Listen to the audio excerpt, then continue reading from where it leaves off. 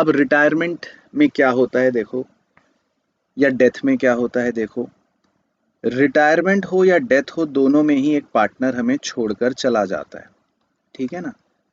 तो इसमें हमें किन बातों का ध्यान रखना है विशेष, तो वैसे कॉन्सेप्चुअली एक ही बात का ध्यान रखना होता है। अब पहला कॉन्सेप्ट तो होता है रेशियो निकालने का।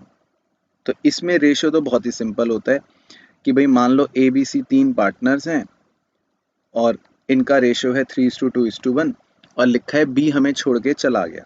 तो आप सिंपली बी को हटा दो, बी चला गया, तो अब ए और सी का नया रेशियो ऑटोमेटिकली 3:1 बच गया और यही गेनिंग रेशियो भी बच गया।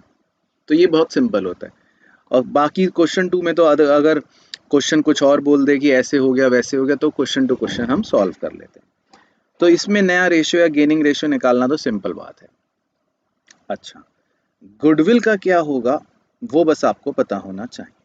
तो देखो जी, आपको जो भी गुडविल दे रखी होती है, तो मैंने उसमें सिखा रखा है वैसे तो सबसे पहला स्टेप ये होता है कि आप उसमें रिटायरिंग पार्टनर का शेयर निकाल लो। तो आपको गुडविल दे रखी होगी, तो आप उसमें रिटायरिंग पार्टनर का शेयर निकाल लो मल्टीप्लाई करके, ठीक है जी। तो उसको लिख लो to retiring partner capital account. और उसके बाद बस जो बची हुई एंट्री आप देख रहे हो वो सिंपली है gaining partner capital account debit to sacrificing partner capital account. तो जो जो भी पार्टनर गेनिंग वाले होंगे उन्हें आप डेबिट कर देना। उनका शेयर कैसे निकालोगे, गुडविल को मल्टीप्लाई कर देना उनके गेनिंग शेयर से। और अगर कोई सैक्रिफाइसिंग पार्टनर होगा तो उसे क्रेडिट कर देना। उसका शेयर आप कैसे निकालोगे, गुडविल को मल्टीप्लाई कर देना सैक्रिफाइसिंग शेयर से। तो एक ही कॉन्सेप्चुअल एंट्री बस ये याद रखनी है आपको। तो चाहे रिटायरमेंट हो या चाहे डेथ हो, ये एंट्री हो जाती है बस। बाकी कोई एग्जिस्टिंग गुडविल है तो वो तो हम राइट ऑफ कर देंगे, सेम कॉन्सेप्ट पुराने रेशियो में। अच्छा, हिडन गुडविल भी होती है रिटायरमेंट में, वो कैसे होती है, कभी कभी लिखा होगा कि रिटायरिंग पार्टनर का जो अमाउंट ड्यू है वो है 1,39,000 रुपये फॉर एग्जाम्पल, लेकिन हम रिटायरिंग पार्टनर को पे कर रहे हैं फुल सेटलमेंट में 1,50,000 रुपये।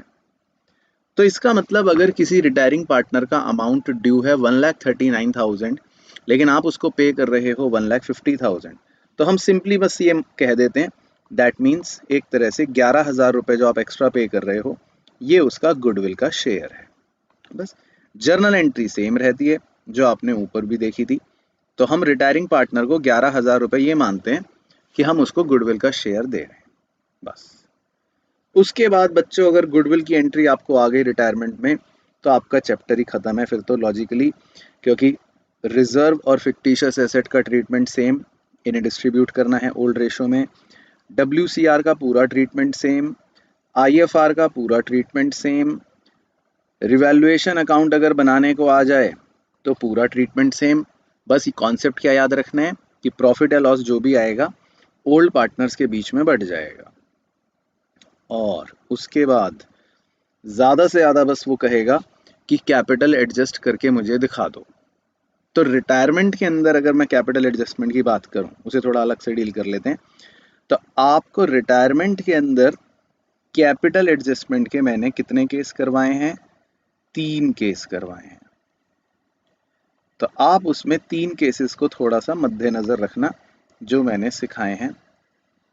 अब वो 3 केस कैसे कैसे चलते हैं जल्दी से उसका कॉन्सेप्ट देख लो बस। तो देखो भाई, आपको क्वेश्चन की लैंग्वेज पढ़ के मैंने पहचान तो बताई रखी है कि किस में क्या होती है। पहला केस जो होता है उसमें आपको हमेशा टोटल कैपिटल गिवन होगी, ये हो गई केस 1 की पहचान। केस 2 में आपको टोटल कैपिटल गिवन नहीं होगी, ये हो गई केस 2 की पहचान। और केस 3 में तो मैंने एक स्पेशल बात बताई थी कि इस तरह की अंग्रेजी लिखी होती है कि ब्रॉट इन बाय पार्टनर और ये है वो है, इस तरह की कहानियां दे रखी होती हैं। तो अब आप तीनों के बस स्टेप्स याद रखो, आपके पास अगर लिखे हुए हैं तो बहुत ही अच्छी बात है, वहां से भी आप देख सकते हो। केस 1 में जब टोटल कैपिटल गिवन हो तो हम सबसे पहले उस टोटल कैपिटल को बस क्या करते हैं, डिवाइड कर देते हैं नए रेशो में। और डिवाइड करके नए रेशो में जो भी आंसर बचे, ए का, और बी का मान लो जो भी आंसर बचा, उस आंसर को हम टू बैलेंस सी डी करके लिख लेते हैं, बस सिंपल। और उसके बाद जो भी बैलेंस आएगा इधर या उधर कहीं पर भी, उसे हम कैश अकाउंट या करंट अकाउंट से एडजस्ट कर देते हैं, जस्ट लाइक एडमिशन, जैसा आपने अभी थोड़ी देर पहले देखा। तो पहला केस तो ये हो गया सिंपल। दूसरा केस कि भाई टोटल कैपिटल नहीं दे रखी, तो कोई बात नहीं, आपका जो भी रिमेनिंग पार्टनर्स का कैपिटल में बैलेंस बच रहा हो, remaining partners capital adjusted balance, बस आप वो ले लो, उन दोनों को जोड़ लो जो भी बचे होंगे, और बस उसी को आप डिवाइड कर दो नए रेशो में, क्योंकि वही हमारी एक तरह से टोटल कैपिटल होती है।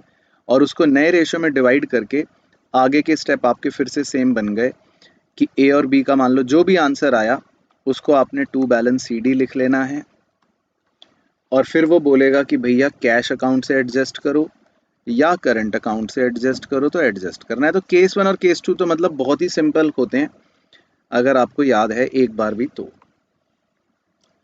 केस 3 में थोड़ी सी क्रिटिकलिटीज हैं, उनको थोड़ा याद रखना, जो मैंने फॉर्मूले लिखवाए हैं रजिस्टर में अच्छे से उन्हें याद रखना। केस 3 में टोटल कैपिटल को निकालने का फॉर्मूला होता है कि इसमें हम ए की जो कैपिटल है वो भी लेते हैं, बी की जो कैपिटल है वो भी लेते हैं, और मान लो सी अगर रिटायर हो रहा है तो सी का जो बैलेंस बच रहा है वो भी लेते हैं। पहले तीन चीजें तो ये जोड़ते हैं। और कई दफे तो क्वेश्चन में ये दिया होता है कि पार्टनर्स चाहते हैं रिक्वायर्ड कैश बैलेंस जो है वो इतना मेंटेन हो, तो उस केस में फिर आपको जो रिक्वायर्ड कैश बैलेंस होता है क्वेश्चन में गिवन, उसे भी ऐड करना है, और साथ ही साथ जो एग्जिस्टिंग कैश बैलेंस आपकी बैलेंस शीट में पहले से दिया होता है उसे डिडक्ट करना है। तो बस आपको इस केस में थोड़ा सा ये याद रखना है कि टोटल कैपिटल निकालते समय ये फॉर्मूला बन जाएगा।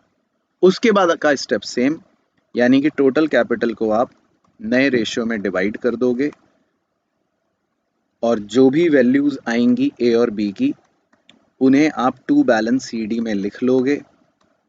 और सबसे इंपॉर्टेंट बात जो आप सब बच्चे भूल चुके हो मुझे पता है, कि इसमें जो एडजस्टमेंट होती है वो हमेशा कैश अकाउंट से ही होती है। ये इसकी खासियत है केस 3 की। यानी केस 3 में आपकी कैपिटल एडजस्टमेंट के दौरान करंट अकाउंट नहीं बचता, कैश अकाउंट ही होता है। तो बस एडजस्टमेंट में ये बन गई आपके क्वेश्चनों के हिसाब से 3 केसेस, इसके बाहर कोई क्वेश्चन या केस नहीं होगा। तो ये हो गया जी रिटायरमेंट। अच्छा, अब आते हैं देखो डेथ पर। तो अगर मैं डेथ की बात करता हूं तो इसमें भी पार्टनर हमें छोड़ के चला जाता है, बस यहाँ पर प्लान्ड की बजाय अनप्लान्ड होता है, एक अनटाइमली इवेंट हो गया। तो लेकिन कॉन्सेप्ट सारे सेम होते हैं। इसमें मज़ेदार बात है, नया प्रॉफिट शेयरिंग रेशियो निकालना सेम, गुडविल का ट्रीटमेंट जो करना है वो भी सेम, रिजर्व और फिक्टिशियस एसेट का ट्रीटमेंट जो करना है वो भी सेम, रिवैल्यूएशन जो करना है वो भी सेम, यहाँ तक तो सेम। अब बस एक चीज़ का डिफरेंस है, वो क्या कि भाई मान लो किसी फाइनेंशियल ईयर में 3 महीने काम होने के बाद अचानक से पार्टनर की डेथ हो गई, तो अब ये पार्टनर 3 महीने तक तो जीवित था और 3 महीने तक इसने फर्म में अपना योगदान भी दिया। तो हमें बस एक काम करना होता है कि इन 3 महीनों में कितना प्रॉफिट कमाया गया वो निकालना है, ताकि हम उस प्रॉफिट में उसको शेयर दे सकें। ये एक नया या यूनिक पॉइंट होता है जो रिटायरमेंट में वैसे नहीं होता है ना। तो वो निकालेंगे कैसे वो एक अलग की बात है, और उसकी अकाउंटिंग क्या होगी वो एक अलग की बात है। तो पहले हम देखते हैं अकाउंटिंग। तो इसकी अकाउंटिंग बच्चों दो बातों पर निर्भर करती है। केस वन तो ये कहता है कि मान लो डेथ होने पर हमने अपने फाइनल अकाउंट्स ही प्रिपेयर कर लिए, यानी कि हमने अपनी किताबें क्लोज कर ली और हम अपने प्रॉपर फाइनेंशियल स्टेटमेंट बना रहे हैं। फिर तो आपकी सीधी सीधी एंट्री फंडामेंटल्स चैप्टर की तरह प्रॉफिट की हो जाएगी, PNL appropriation account debit to deceased partner capital account, और अगर लॉस होगा तो deceased partners capital account debit to PNL appropriation account. यानी कि फिर तो हम पीएनएल एप्रोप्रिएशन से प्रॉफिट लेना देना कर लेंगे। प्रॉफिट को निकालना कैसे है, अगर इसकी बात करें तो प्रॉफिट दो तरीकों से निकल सकता है। या तो प्रॉफिट निकलता है समय के आधार पे, वो क्वेश्चन में दिया होता है। क्वेश्चन ऐसा कह देगा कि आप लास्ट ईयर का प्रॉफिट ले लो, क्वेश्चन ऐसा कह देगा कि आप लास्ट 3 साल का एवरेज प्रॉफिट ले लो, तो वो जो भी बोलेगा हम उस हिसाब से प्रॉफिट निकाल सकते हैं। और कभी कभी क्वेश्चन बोलेगा कि आप प्रॉफिट निकाल लो सेल्स के बेसिस पर। सेल्स के बेसिस का मतलब होता है टर्नओवर बेसिस पर। तो इसका मैंने आपको एक फॉर्मूला लिखवा रखा है एज इट इज कॉन्सेप्ट के अंदर भी, कि भैया लास्ट ईयर का profit divided by last year की सेल, ये आ गया एक फ्रैक्शन बन गया, इनटू करंट ईयर की सेल्स, तो ये आपका एक पूरा ब्रैकेट बन गया, और इसको मल्टीप्लाई करना है डिसीज पार्टनर के शेयर से। तो ये शॉर्टकट फॉर्मूला डायरेक्ट याद रखना, तो आपका एक बार में डिसीज पार्टनर का आंसर आ जाएगा प्रॉफिट का। तो ये हो गया निकालने का तरीका।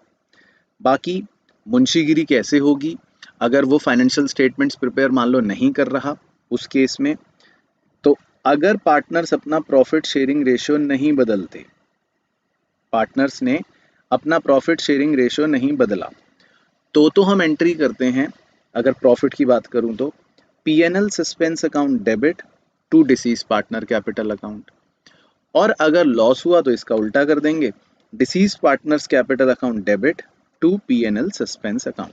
यानी कि आपको एक नया अकाउंट ओपन करना पड़ता है जिसका नाम होता है पीएनएल सस्पेंस अकाउंट। अब अगर आप पीएनएल सस्पेंस अकाउंट डेबिट कर रहे हो तो ये डेबिट आपको बैलेंस शीट में एसेट साइड पर भी प्रेजेंट करना पड़ेगा। तो जिन बच्चों ने पढ़ा है और बैलेंस शीट बनाई है मेरे साथ क्वेश्चनों में, उन्हें ये बात याद होगी। और इसी तरह अगर पीएनएल सस्पेंस अकाउंट आप क्रेडिट कर रहे हो तो ये क्रेडिट बैलेंस भी आपको बैलेंस शीट में प्रेजेंट करना पड़ेगा लाइबिलिटी साइड पर। तो ये भी आपको याद होना चाहिए जिन्होंने पढ़ रखा है। ठीक है जी, तो ये हो गया आपका पीएनएल सस्पेंस अकाउंट वाला तरीका। और अगर मान लो पार्टनर्स ने अपना प्रॉफिट शेयरिंग रेशियो ही बदल लिया, तो फिर पीएनएल सस्पेंस अकाउंट नहीं ओपन होता। फिर उसकी जगह हम एंट्री करते हैं, आप ये वाली छोड़ देना, हम कॉम्बिनेशन वाली देख लो, मर्ज करके एंट्री करते हैं gaining partner capital account debit to deceased partner capital account. यानी कि फिर हमें पीएनएल सस्पेंस अकाउंट को पिक्चर में लाने की ज़रूरत ही नहीं होगी, और फिर हम गेनिंग पार्टनर्स को डेबिट करके डिसीज पार्टनर को उसका शेयर ऑफ प्रॉफिट दे देंगे। तो बस आपको ये याद रखना है, हमने ये मेन कॉन्सेप्ट्स में भी लिख रखा है, लेकिन रिवाइज करने के लिए आपको ये बातों का बस पता होना चाहिए।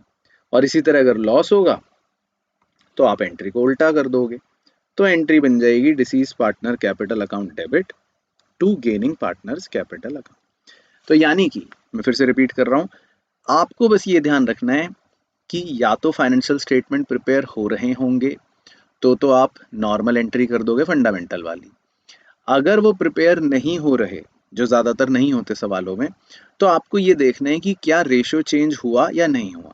अगर रेशियो चेंज नहीं हुआ तो पीएनएल सस्पेंस अकाउंट से करेंगे, अगर रेशियो भी चेंज हो गया तो फिर इस तरह गेनिंग पार्टनर्स के थ्रू करेंगे। तो बस आपको इन बातों का थोड़ा ध्यान रखना है क्वेश्चन पढ़ के कि हो क्या रहा है।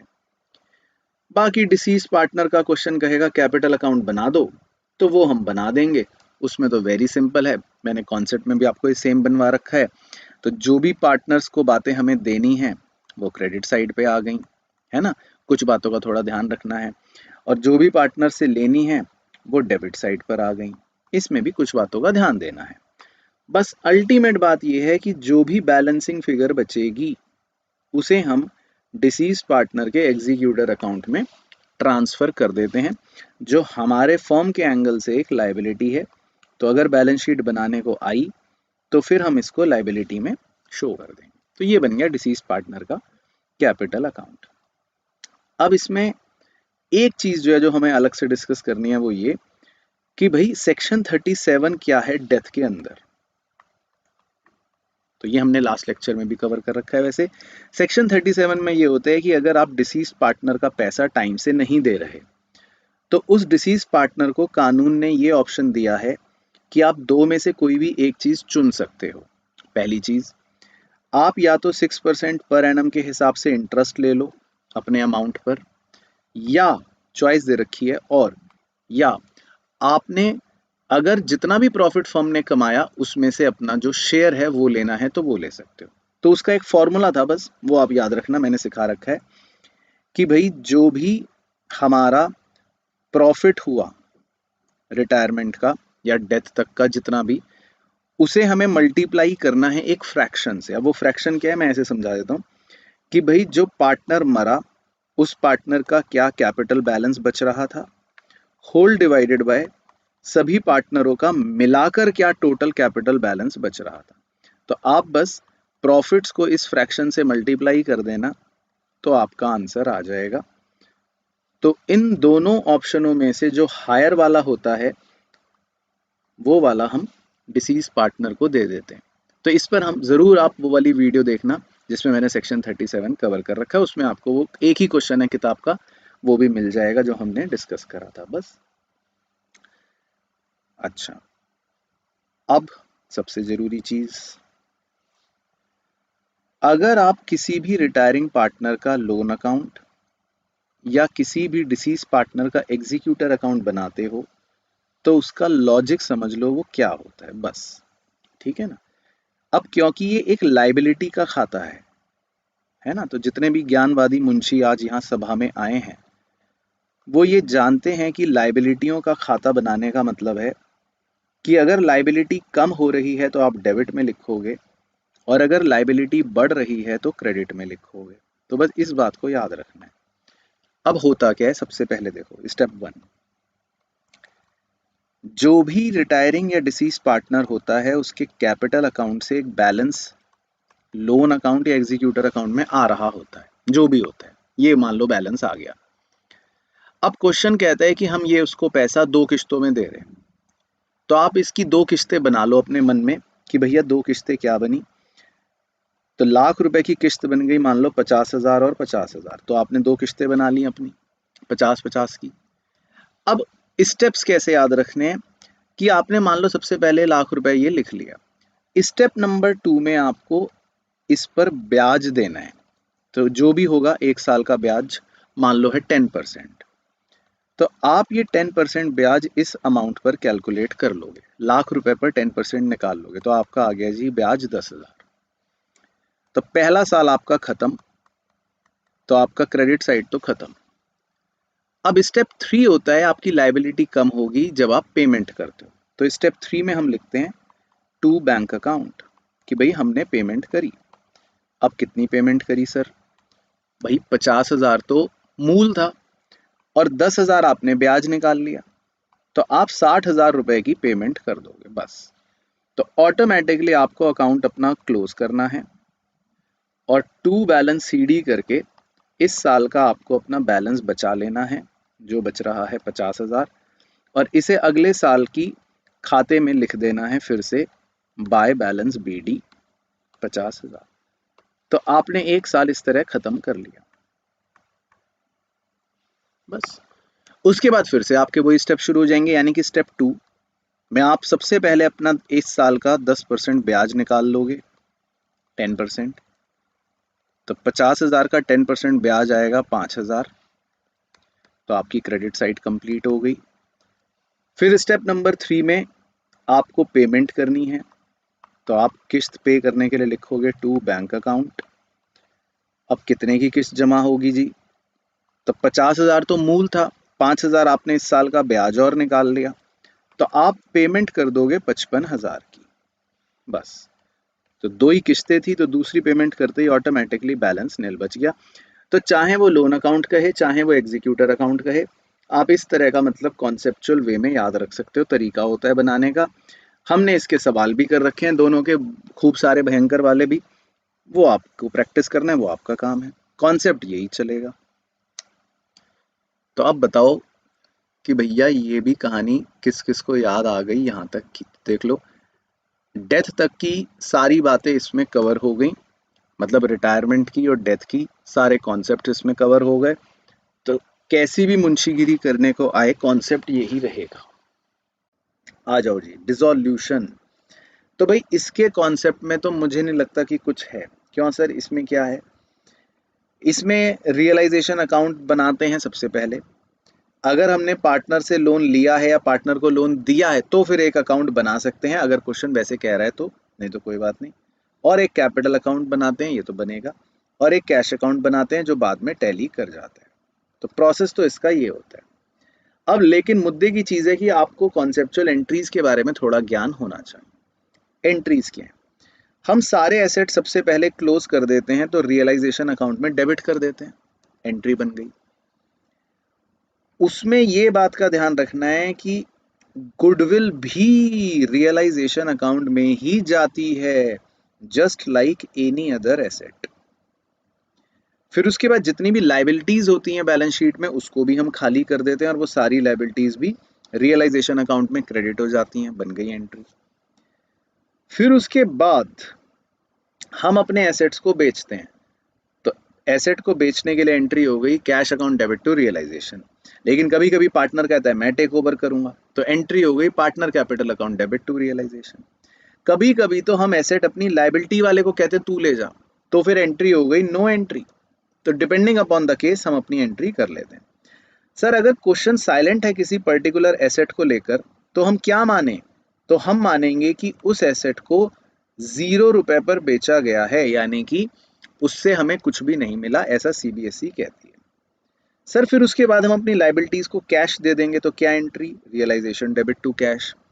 कभी कभी पार्टनर कहता है कि इस लाइबिलिटी को तो मैं सेटल करूंगा, तो एंट्री हो गई रियलाइजेशन टू पार्टनर। तो क्वेश्चन जो भी बोले हम उसको कर लेंगे।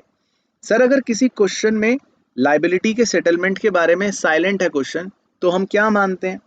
तो हम मानते हैं कि उस लाइबिलिटी वाले को हम अपनी बुक वैल्यू पूरी की पूरी पे करेंगे। तो जैसे कॉन्सेप्चुअल एग्जांपल है, क्रेडिटर है 15,000 का, स्टॉक है 23,000 का। अब क्रेडिटर ने स्टॉक जो है 12,000 का वो तो ले लिया 10,000 में, और बैलेंस स्टॉक जो है वो 10,000 में हमने बेच दिया, तो कह रहे एंट्री करो। तो क्रेडिटर ने जो स्टॉक टेक ओवर करा उसकी तो मैं नो एंट्री कर दूंगा, चलो। फिर जो 10,000 का मैंने स्टॉक बेचा उसकी एंट्री हो गई कैश टू रियलाइजेशन। अब बैलेंस जो क्रेडिटर बच गए, भाई 15,000 के क्रेडिटर थे, 10 वाले क्रेडिटर तो स्टॉक ले गए, चलो नो एंट्री। 5,000 बच भी तो गए ना, तो आपको उन्हें अपने आप पे करना पड़ेगा, वो ये बताना चाह रहा है, यानी कि रियलाइजेशन टू कैश अकाउंट आप अपने आप क्रेडिटर 5,000 खुद पे करोगे, ऐसा नहीं कि छोड़ दोगे, इस बात का ध्यान रखना। फिर उसके बाद सर खर्चे, तो खर्चों की सारी एंट्री आपको सिखा रखी है। भाई जो बॉर्न करता है उसको डेबिट, जो पे करता है उसको क्रेडिट। तो अगर फर्म ने बॉर्न करा और फर्म ने ही पे करा तो रियलाइजेशन टू कैश। फर्म ने बॉर्न करा और पार्टनर ने पे करा तो रियलाइजेशन टू पार्टनर। पार्टनर ने बॉर्न करा और फर्म ने पे करा तो पार्टनर टू कैश। पार्टनर ने ही बॉर्न करा और पार्टनर ने ही पे करा तो पार्टनर टू पार्टनर, मतलब नो एंट्री। तो ये हो गया। कभी कभी हम ये भी कहते हैं पार्टनर को कि भाई देख तुझे ना हम फिक्स्ड अमाउंट देंगे अगर तू हमारा रियलाइजेशन का काम करेगा, तो उस केस में हम एक एडिशनल एंट्री और कर देते हैं, रियलाइजेशन डेबिट टू पार्टनर। यानी कि पार्टनर को हमने जो फिक्स्ड रेम्यूनरेशन देनी है उसकी एंट्री हमने और कर ली। बाकी जो प्रॉफिट या लॉस आएगा वो आप बांट ही दोगे पार्टनर्स के ओल्ड रेशो में, तो रियलाइजेशन टू पार्टनर या पार्टनर टू रियलाइजेशन, प्रॉफिट या लॉस जो भी होगा वो बट जाएगा। रियलाइजेशन अकाउंट कैसे बनाना है वो आप एक बार ढांचा देख सकते हो, थोड़ा सा इंपॉर्टेंट है। सारे देखो एसेट्स आ गए डेबिट में, है ना, गुडविल भी आ गया, सारी लाइबिलिटीज आ गई देखो क्रेडिट में, जिसके अंदर ध्यान से देखो आईएफआर भी है ना। आईएफआर कई बच्चे सोचते हैं बेकार है, ये भी है। फिर उसके बाद जो एसेट बेचे वो सारे अपना इधर आ गए, एसेट टेक ओवर इधर आ गया, लाइबिलिटी पे कर दी, खर्चे आ गए, पार्टनर ने लाइबिलिटी टेक ओवर कर ली, बस। फिर उसके बाद जो भी प्रॉफिट या लॉस होगा वो आपका बैलेंसिंग फिगर बच जाएगा। तो आमतौर पे बिजनेस बंद होता है तो लॉस होता है, लेकिन अगर प्रॉफिट होगा तो आपका डेबिट साइड पे बच जाएगा। अब सर इसके बाद पार्टनर के लोन का हम क्या करते हैं? तो पार्टनर के लोन को हम सीधा या तो कैश से पे कर देते हैं, तो एंट्री बन गई लोन डेबिट टू कैश। अगर कुछ कम पैसे पे करे फायदा हो गया तो रियलाइजेशन में डाल देंगे। इसी तरह अगर क्वेश्चन में मान लो साइलेंट है और हमें पार्टनर से लोन के पैसे लेने हैं, तो एंट्री हो गई cash account debit to loan, और अगर कम पैसे मिले नुकसान हो गया तो रियलाइजेशन डेबिट कर देंगे। तो ये डिपेंड करता है क्वेश्चन टू क्वेश्चन की क्या दे रखा है। इसके अलावा हमारे जो भी फ्री रिजर्व होते हैं वो एज यूजुअल पार्टनर के बीच में ओल्ड रेशो में बट जाएंगे। जो भी कूड़े होते हैं वो भी पार्टनर्स के बीच में ओल्ड रेशियो में राइट ऑफ हो जाएंगे एज यूजुअल। और इसके अलावा WCR का ट्रीटमेंट वो थोड़ा सा अलग है यहाँ पे, उसको भी एक बार देख सकते हो आप। मान लेते हैं हमारे पास 10,000 का WCR है और हमें कोई इन्फॉर्मेशन नहीं दे रखी, तो फिर तो हम वो पूरा का पूरा पार्टनर्स के बीच में बांट देंगे। अगर मान लेते हैं हमारे पास कोई 6,000 का क्लेम आ गया, तो उस केस में हम WCR के बचे हुए 4,000 ही पार्टनर्स के बीच में बांटेंगे और 6,000 का क्लेम दिखाएंगे और फिर उस क्लेम को पे भी कर देंगे। तो यानी एंट्री बन गई रियलाइजेशन टू कैश 6,000। और अगर क्लेम हमारा एग्जैक्ट 10,000 के बराबर ही है तो फिर तो पार्टनर को कुछ भी नहीं मिलेगा। तो 10,000 का क्लेम बन गया और फिर उस 10,000 के क्लेम को हम सीधा पे कर देंगे। तो एंट्री बन गई रियलाइजेशन टू कैश 10,000।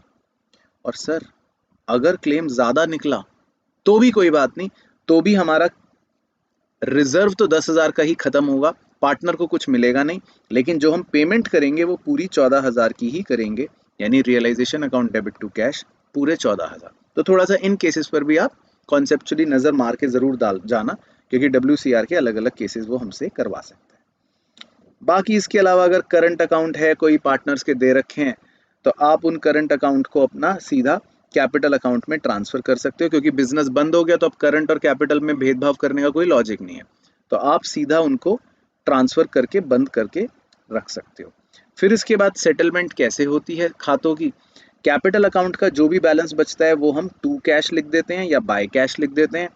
फिर उसके बाद जो बैलेंस बचता है पार्टनर्स का, उनको हम कैश अकाउंट में ट्रांसफर कर देते हैं और एंड में हमारा कैश अकाउंट जो है वो ऑटोमेटिकली क्या हो जाता है, टैली हो जाता है, उसमें कोई बैलेंस नहीं बचता। तो या तो डिसोल्यूशन में आपसे प्रोसेस करवाएगा लेजर बनवा के, या फिर आपसे जर्नल एंट्री करवाएगा। तो दोनों चीज़ों का कॉन्सेप्ट जो है वो अल्टीमेटली यही है।